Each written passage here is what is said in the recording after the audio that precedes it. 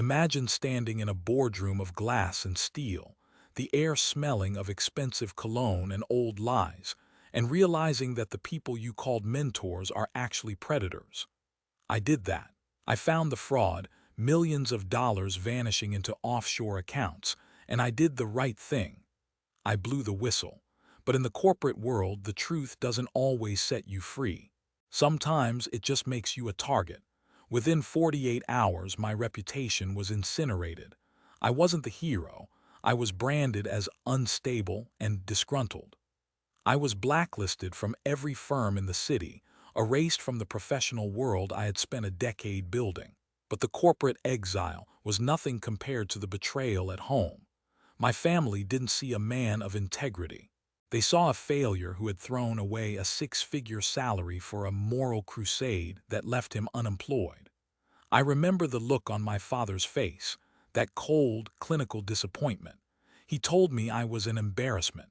My siblings laughed.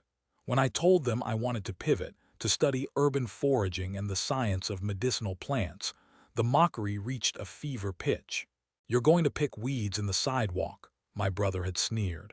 "You've gone from a VP to a primitive scavenger. Just admit you've lost your mind." That laughter stayed with me.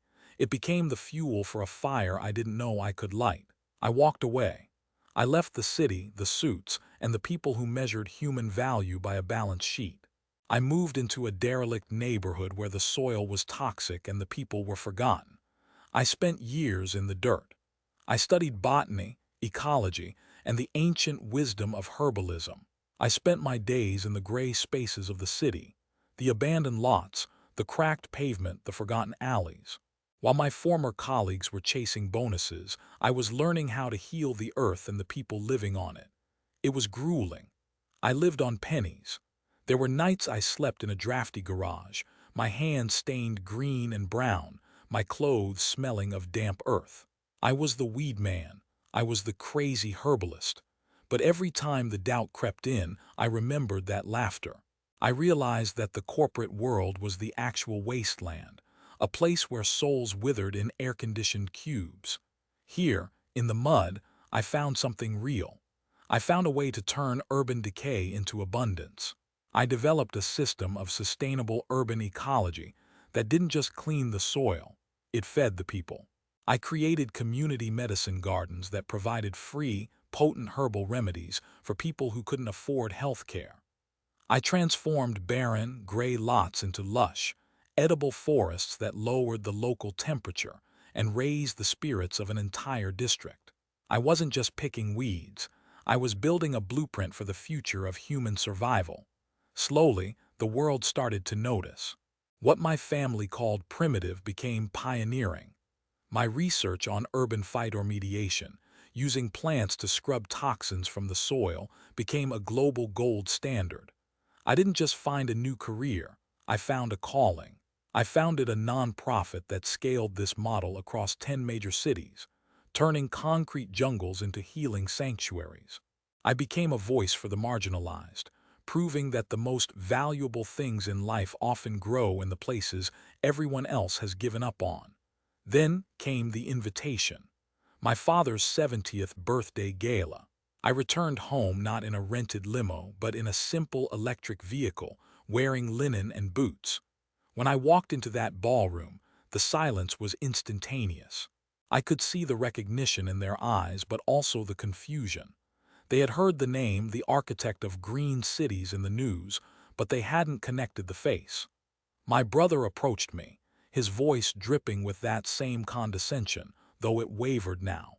"So the scavenger comes home. I heard you're doing some gardening, cute. But let's be honest, it's a hobby, right? Not exactly a career." I didn't argue. I didn't yell. I simply handed him a tablet. On the screen was a live feed of the project I had just completed in their own city, a massive multi-million-dollar ecological restoration project that had just saved the local municipality millions in healthcare and infrastructure costs. I showed them the data, the plummeting rates of respiratory illness in the zones I'd transformed. I showed them the awards from the UN and the patents on my soil cleaning technology. The room went quiet. The primitive dream had become a global necessity. I looked at my father, the man who had called me an embarrassment. He looked small. For the first time, the power dynamic had shifted, not because I had money, though I did, but because I had purpose. I had a level of peace and respect that no corporate title could ever provide. "You told me I was failing," I said softly, my voice steady and clear. "But while you were protecting your status, I was learning how to save lives. I didn't lose my mind. I found my soul." The poetic justice wasn't in the wealth or the fame. It was in the silence. It was seeing the realization dawn on them that they had spent years mocking the very thing that the world now craved.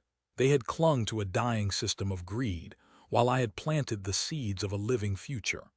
As I left that party, I didn't feel anger. I felt a profound, sweeping sense of gratitude. If they hadn't pushed me away, I would have stayed in that glass tower, a hollow shell of a man.